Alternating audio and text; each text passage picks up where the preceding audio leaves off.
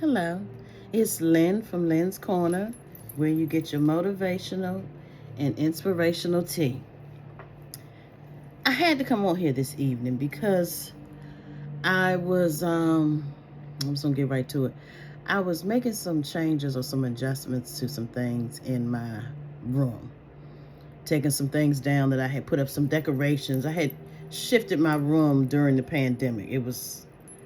It had to just do with the whole spiritual process that I was going through during the pandemic.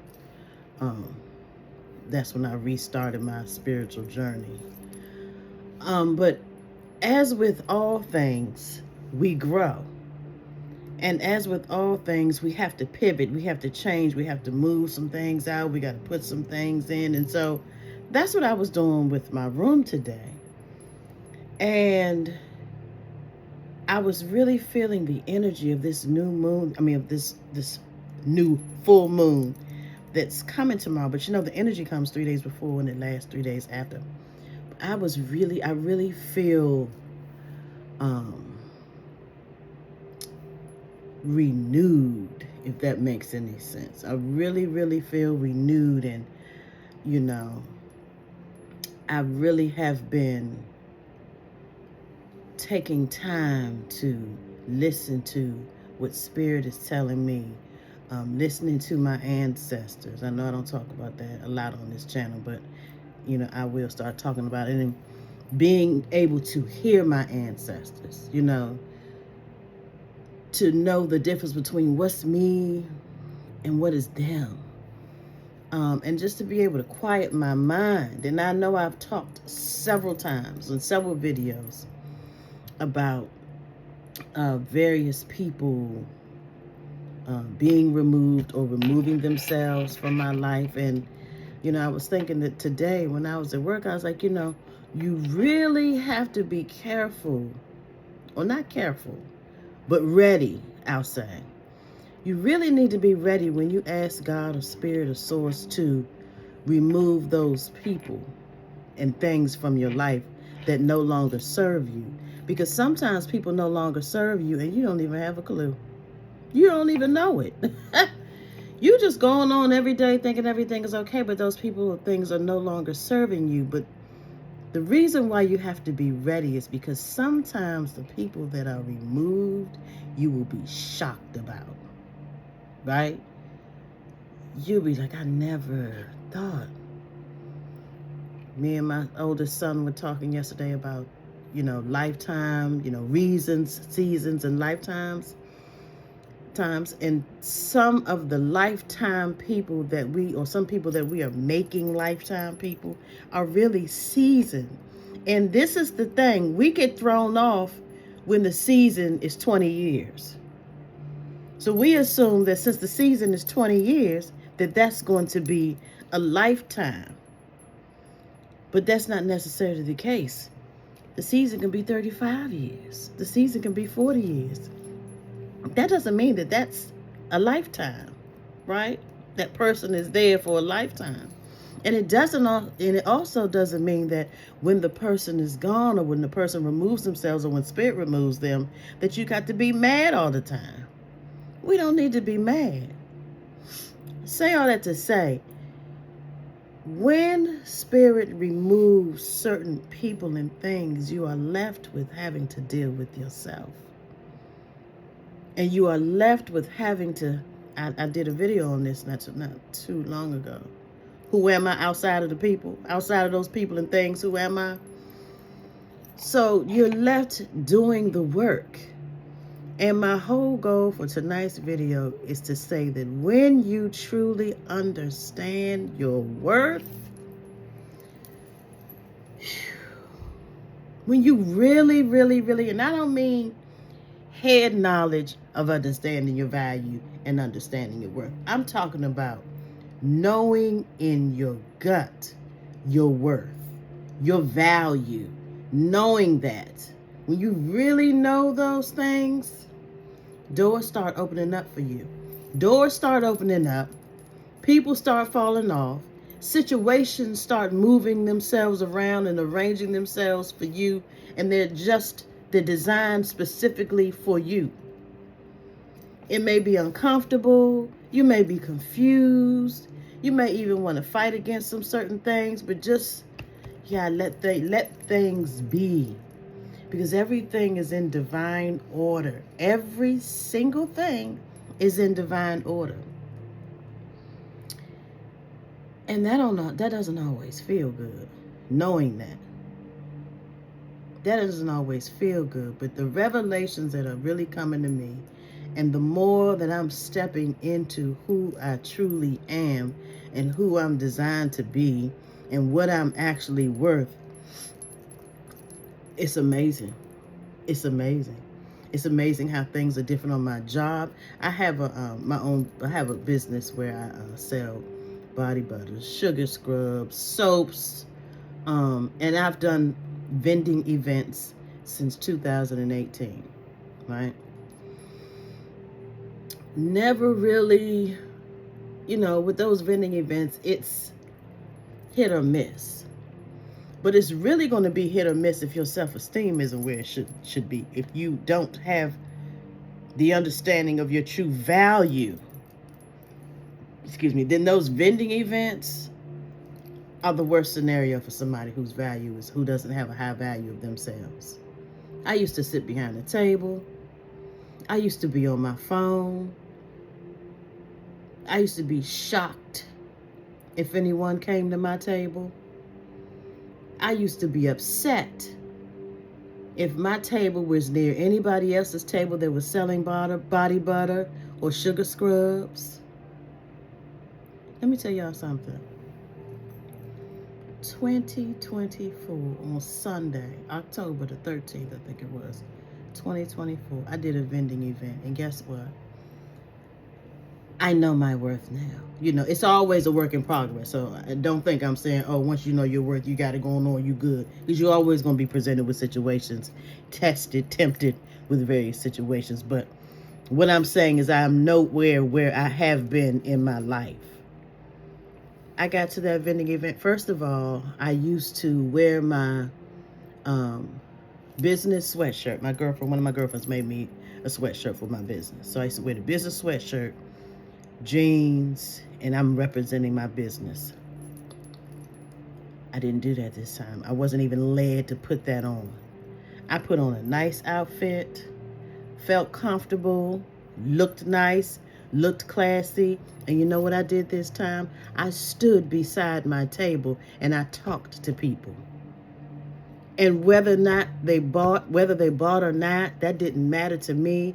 I was kind. And guess what? There was 2 people that sold body butter out of this whole vending event. And guess where they were? Right across from each other. Right? I didn't feel threatened. As a matter of fact, when it was something that I didn't have, I said, well, hey, check right over there. She has body butter. She has beard butter. She has beard oil. She may have what you're looking for. I didn't have a problem. I said that before I knew it. And guess what? I made the most money this time at my vending event than I have ever made since I opened this business in 2018. I'm serious. I didn't go there with the whole, I hope I make some money. I hope I at least get. I used to always say this to myself, I hope I at least come out of there with such and such amount of money. I didn't have that because whatever I'm supposed to have, I'm going to have. So I didn't go in there like that. And I'm saying this to you, y'all. Once you know your value, you become very comfortable in your own skin. Comfortable. You're not easily shaken. You're not easily intimidated. Now, I did get a little nervous because they made each one of us go introduce ourselves to the group. But I was okay. I did it. You know what I'm saying? So the more you understand your worth, the more you can stand in the comfort of who you are. It's not going to always be comfortable, but you can stand knowing who you are. You don't run around with desperate energy. You don't run around with begging energy.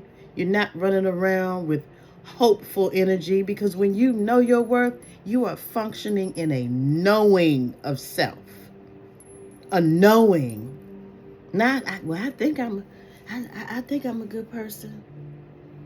Some people can say, oh, I know I'm a good person, right? But you're saying that from here. You're not saying that from in here, because you say, I know I'm a good person, but then you tolerate a whole bunch of BS.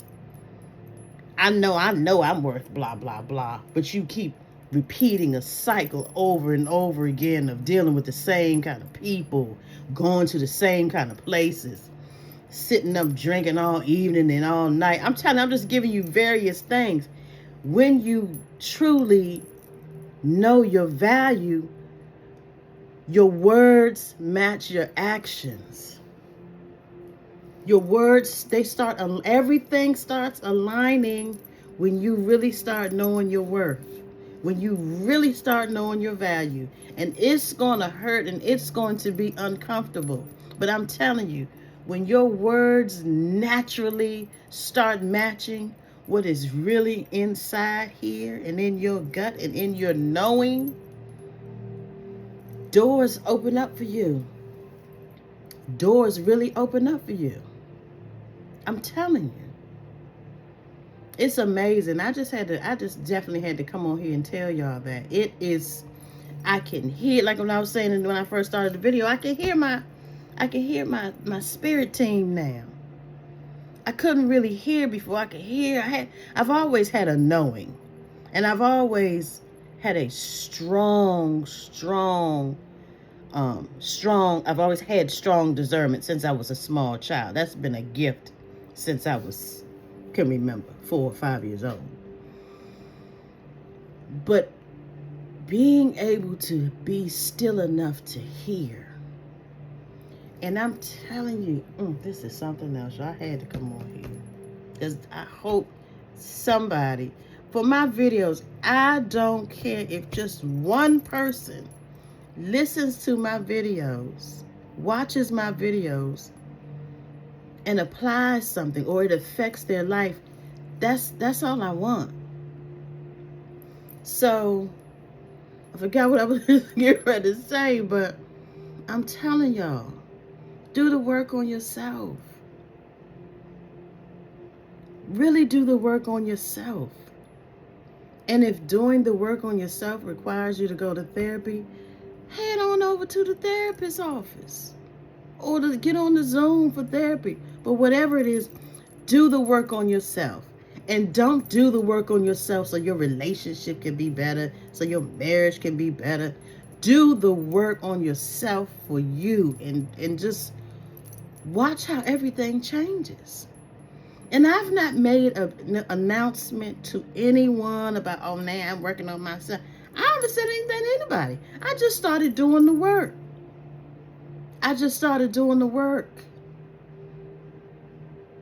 And when you start doing that work, I'm telling you, it's just almost like a board, and just things just start shifting and moving around. I have the gift of teaching. I'm a teacher, and I'm good at it. Have been always, since I started 32 years ago. I always wanted recognition of that from my principals, right? Now, I would get recognition for my test scores, because I've been known to, I could help, increase test scores. But I always, in my ego and in my low self-worth state, I wanted recognition from these various principals I had. I wanted them to say in these meetings, you're this, you're that, Miss Felton, you can really teach, blah, blah, blah. I wanted all of that. And guess what? Never got it. I was never the preferred, even though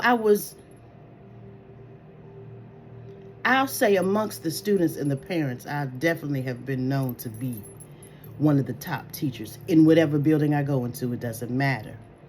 But I wanted the accolades and all of that, like a lot of the other teachers were getting, and a lot of other teachers would be able to leave the position of teaching, and they were getting these jobs outside the classroom, and I wanted all of that. right? When I retired, I looked and saw. In my 32 years, I applied for something like 46 jobs outside of the classroom, never got it. Went on these interviews, never got it. You know why? Because I was probably running around with desperate energy. Because I'm going to tell you something. Energy does not lie. You can't do nothing about your energy because it's just going to exude itself from you. There's nothing, you can't fake it. You can't cover it up. You can cover up a whole lot of stuff. But you can't cover up energy. You can't do anything with it. And you can't manipulate your own energy to fake somebody out. You can manipulate your behavior and fake somebody out with your behavior. But if somebody is keen, they can read your energy and they can feel that. Let me tell you something. I had to leave the school that I was at because I was retired, and I went back to, in this program, retired teachers could come back and work for 5 more years, right? And I was at a school. Last year was my first year retired, coming back.